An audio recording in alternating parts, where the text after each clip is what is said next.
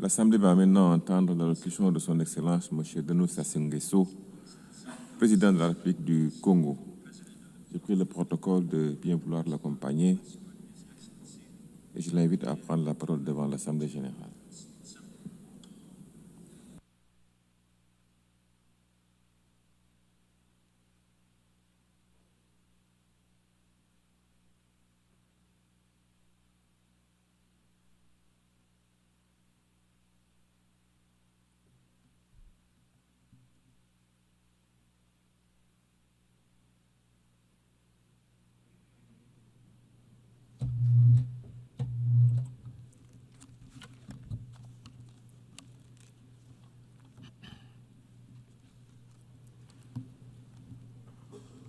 Madame la Présidente de l'Assemblée générale, Monsieur le Secrétaire général de l'Organisation des Nations unies, Mesdames et Messieurs les chefs d'État et de gouvernement, distingués délégués, Mesdames et Messieurs, c'est avec gravité et aussi avec une foi intacte dans les idéaux de l'Organisation des Nations unies que je m'adresse à vous aujourd'hui.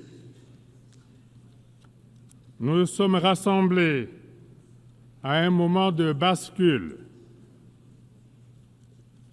à une époque où notre responsabilité collective n'a jamais été aussi grande. Nous vivons une période marquée par des tensions accrues, des menaces multiples et des fractures profondes. Et pourtant, jamais le monde n'a eu autant besoin d'unité, de coopération, de dialogue. Ce qui est en jeu, ce n'est pas seulement la paix ou le développement, c'est bien l'avenir même du multilatéralisme et de cette précieuse humanité que nous avons en partage. Il y a 80 ans, après les horreurs de la Seconde Guerre mondiale, les fondateurs des Nations unies se réunissaient avec la ferme intention d'établir un ordre international juste et durable. Ils rêvaient d'un monde où la coopération et la solidarité seraient les maîtres mots. Un monde où la diplomatie et le dialogue se substitueraient aux conflits violents. Leur projet était ambitieux. Il demeure totalement d'actualité. L'Organisation des Nations unies a été fondée sur le socle de deux principes majeurs. La solidarité internationale, c'est-à-dire la conviction que le destin des nations est intrinsèquement lié et que seul un effort collectif peut permettre de relever les défis mondiaux. Le multipartisme, ou la reconnaissance de ce que chaque nation, grande ou petite, doit avoir voix au chapitre dans les affaires internationales et que seule une action collective peut garantir une paix durable. Malheureusement, 80 ans après sa création, notre organisation est confrontée à la résurgence inquiétante des conflits armés à travers le monde. Dans tant d'endroits, le langage des armes a repris le dessus sur le bon sens et la diplomatie. C'est l'échec de notre promesse collective. C'est de bâtir un monde libéré du fléau de la guerre. C'est aussi le signe d'un système international affaibli, parfois impuissant, face aux logiques de confrontation. Aujourd'hui, il nous faut réaffirmer la primauté du droit dans les affaires internationales et la nécessité d'un ordre mondial fondé non pas sur la force des armes, mais sur des règles établies et communément partagées.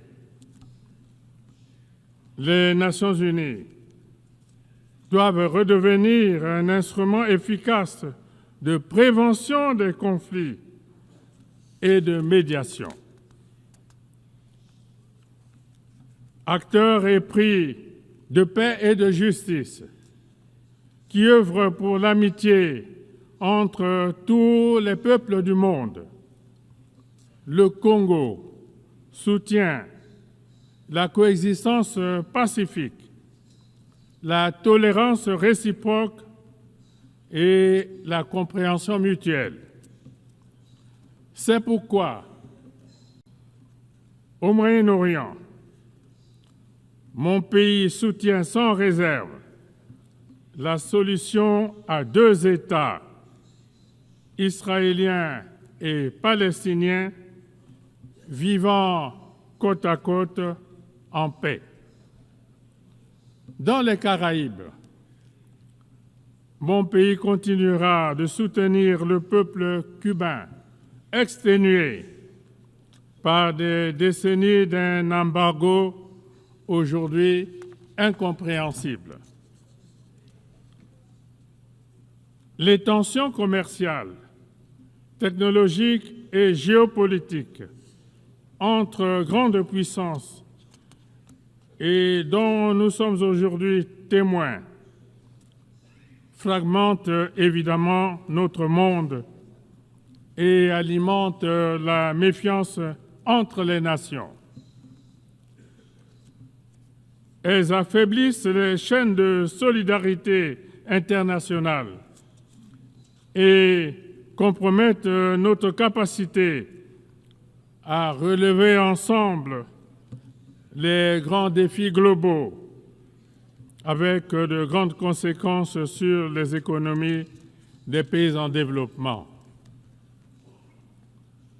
Cela se traduit notamment par l'instabilité des marchés, l'augmentation des prix des matières premières et des perturbations récurrentes sur les chaînes d'approvisionnement.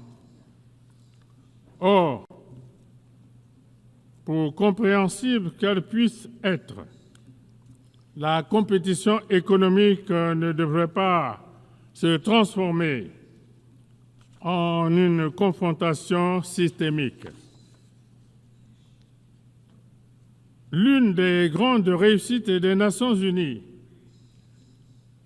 a indubitablement, indéniablement été d'établir une plateforme solide de coopération entre les nations. Mais aujourd'hui, ce multilatéralisme est menacé par des égoïsmes nationaux et par des politiques unilatérales, source de crises diplomatiques préjudiciables.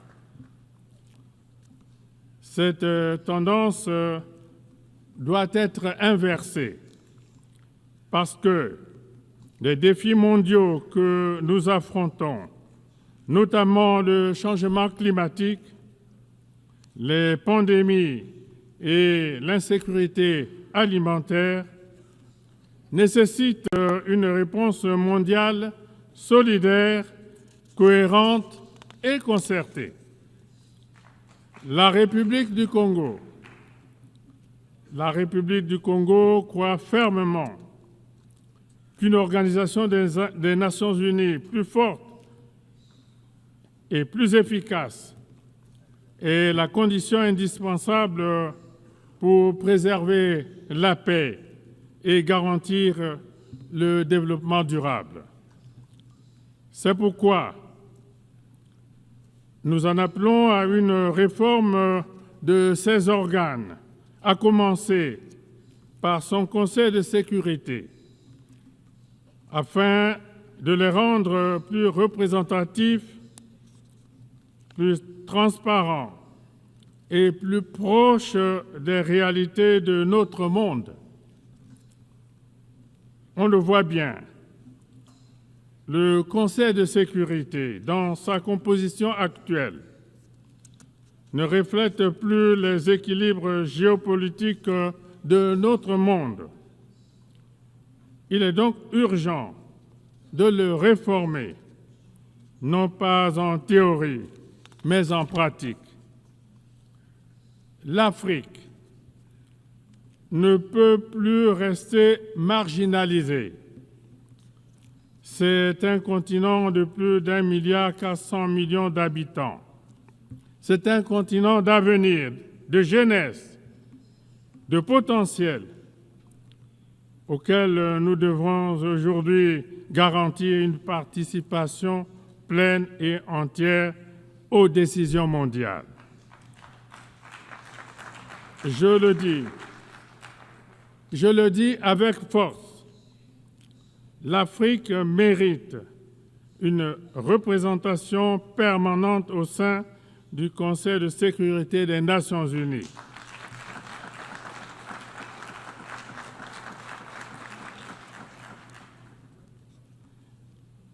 Pas en tant que bénéficiaire d'une faveur, mais en tant que partenaire légitime.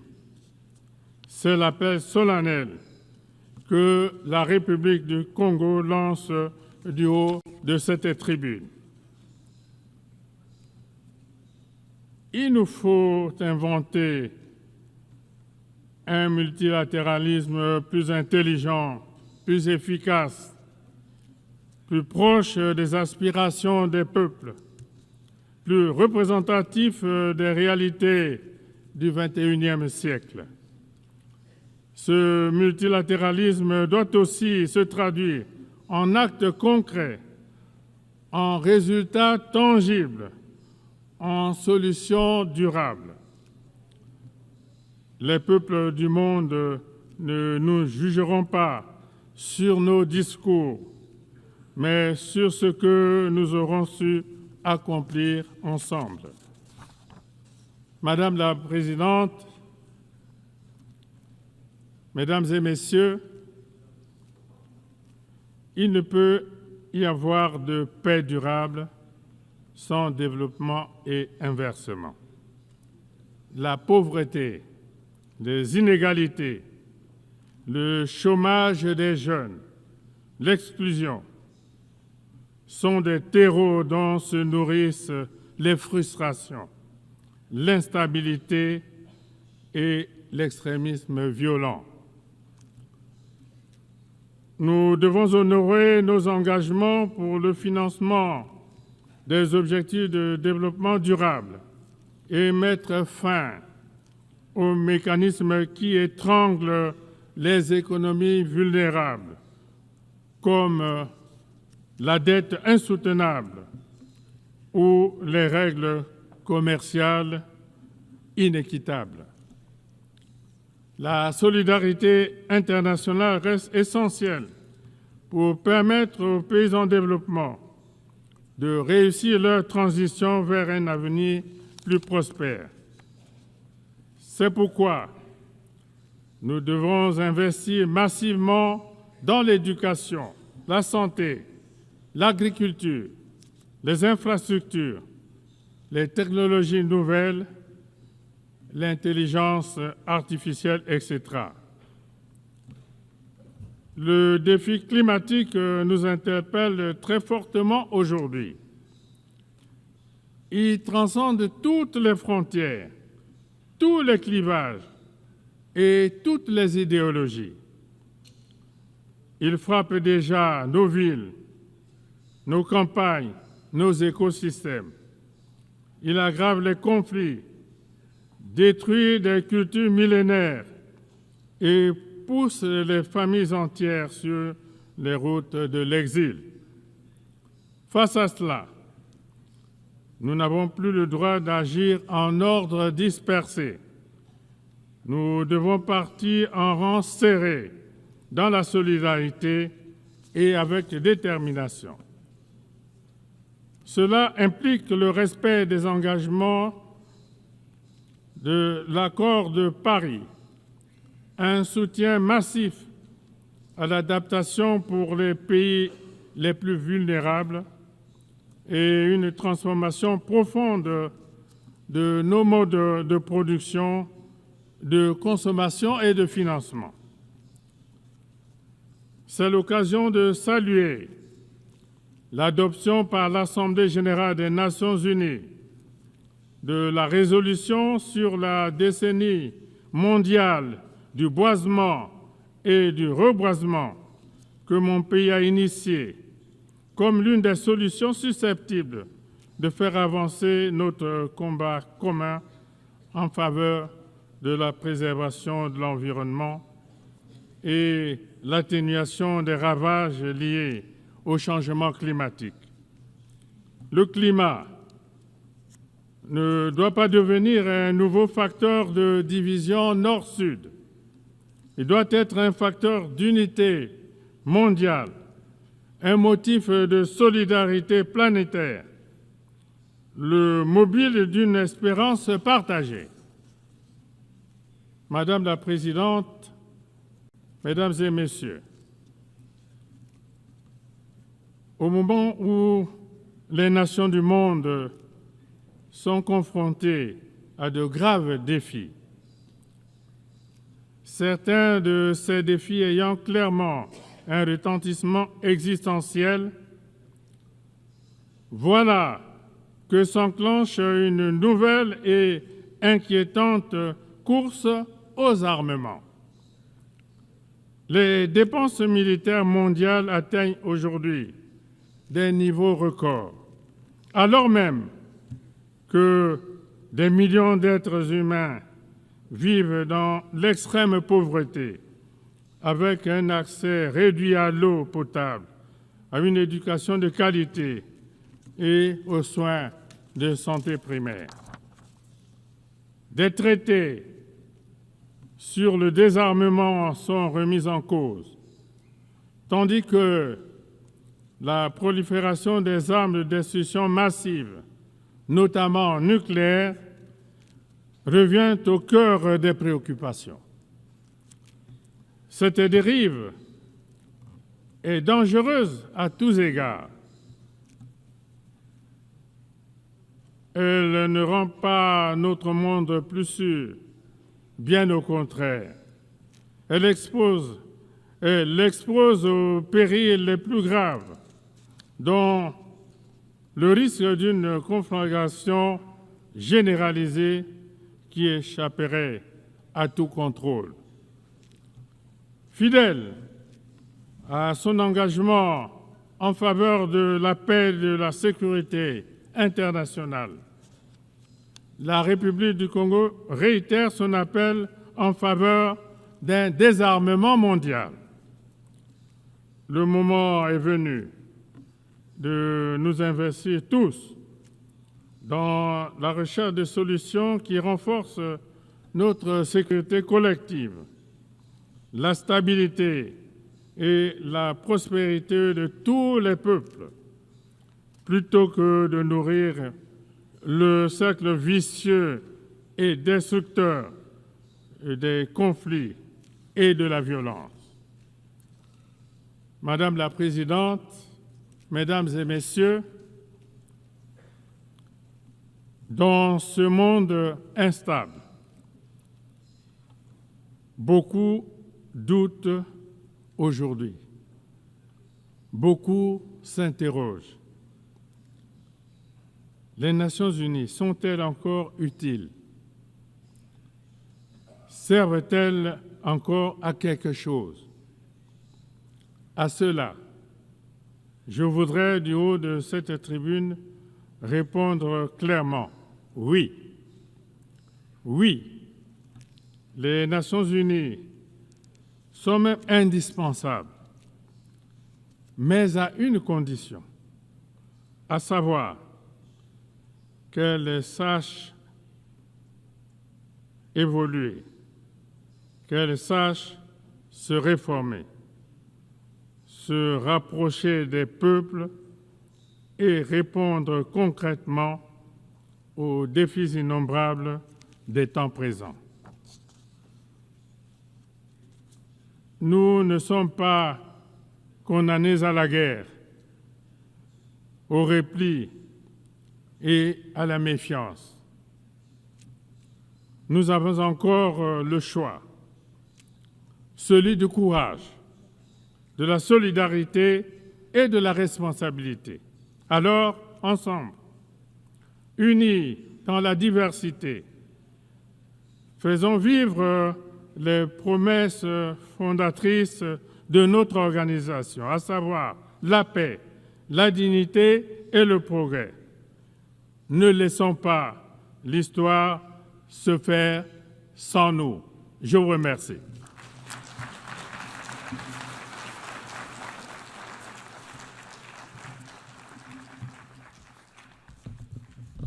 Of the Assembly, I wish to thank. Je remercie le président de la République du Congo